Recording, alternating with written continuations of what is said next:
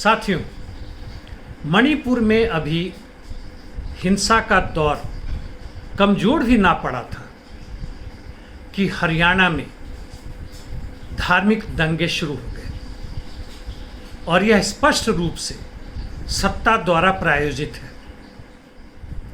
एक खास धर्म के लोगों का प्रदर्शन या जुलूस दूसरे धर्म के बाहुल्य वाले इलाके से होकर गुजरना, फिर तथाकथित रूप से पथराव होना और अचानक स्थिति इस तरह बेकाबू हो जाना कि पुलिस उस पर कुछ रोक नहीं लगा सकी। मस्जिद में आग लगा दिया गया, दर्जन से अधिक लोग मारे गए जिसमें 2 पुलिस वाले भी थे। क्या यह अनायास ही हुआ? यह तो साफ नजर आ रहा है कि मणिपुर के ऊपर आज की सरकार, चाहे वो केंद्र की हो या मणिपुर की हो, कुछ भी बोलने या करने में असमर्थ है। ध्यान रहे कि मणिपुर में armed forces special power act है, यानी वहाँ सेना भी तैयार है। और यह दंगा फसाद 2 महीने से अधिक चलना, एक ट्राइब का दूसरे के खिलाफ, और सैकड़ों नहीं हजारों लोगों का घरों से विस्थापित होना, स्त्रियों के ऊपर अत्याचार और दर्जनों लोगों का मारा जाना, यह अनायास नहीं है, यह जानबूझकर किया हुआ।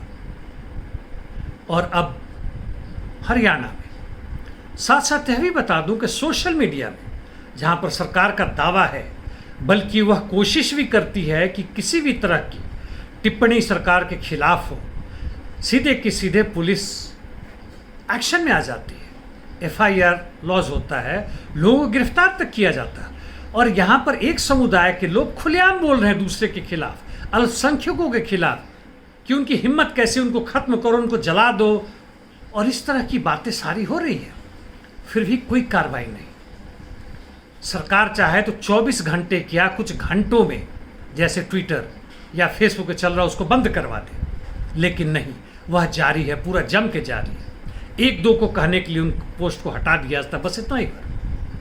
यानी यह सत्ता उनके हाथ में है जो चाहती है कि दंगा फसाद हो। और इस सत्ता के पीछे कौन है? मैं बार बार कह चुका हूं आपसे, आज भी दोहराता हूं, इस सत्ता के पीछे पूंजीपति वर्ग के खास सदस्यों का हाथ है। उन्हीं के द्वारा आर्थिक और अन्य मदद दिए जा रहे हैं। मीडिया, सोशल मीडिया उन्हीं के कंट्रोल में, कॉरपोरेट मीडिया उन्हीं के कंट्रोल में है। अंतर्राष्ट्रीय पूंजी का भी इसमें हाथ है। उनकी भी चाहत है कि भारत में किसी भी तरह से उन शक्तियों को ना बढ़ने दिया जाए जो भारत के नेचुरल रिसोर्सेज को, नैसर्गिक संपत्ति को और हमारी संपत्ति को लूटने से हम रोक सके। यह कार्रवाई 1990 से ही चल पड़ा था, जब मनमोहन सिंह के नेतृत्व में, जबकि प्रधानमंत्री राजीव गांधी थे, तथाकथित रूप से वैश्वीकरण का दौर शुरू हुआ। कहने के लिए मिडिल क्लास जरूर कुछ चौड़ा हुआ, लेकिन उसके बाद से शुरुआत हुई पेंशन का खात्मा, बेरोजगारी का बढ़ना, सरकारी रोजगार को खत्म करना, ध्वस्त करना। भाई आप स्वतंत्र हो, अपना ख्याल खुद रखें। और 2014 के बाद से जब आज की सरकार आई तो जनता के कुछ खास वर्ग में को भी उसने साथ लिया। हिंदू मुस्लिम के नाम पे, दंगा फसाद के नाम पे उनको भी कुछ दिया जाता है। और भारत के 89 से 90% लोग 5 किलो अनाज के मोहताज हो गए। रोजगार खत्म, शिक्षा, स्वास्थ्य खत्म, और आपस हम लड़ रहे हैं। चलिए, ये बातें तो बार बार होती रहती हैं, लेकिन हम इतने कैसे, किस तरह से, इस तरह से खत्म हो गए? हमारी एकता खत्म, हमारी सोच खत्म, कुछ भी करने में असमर्थ। छोटी से लेकर बड़ी से बड़ी बातों तक हम कुछ बोलने के हालत में ना रह गए। एकता की बात तो अलग, प्रतिरोध की बात अलग।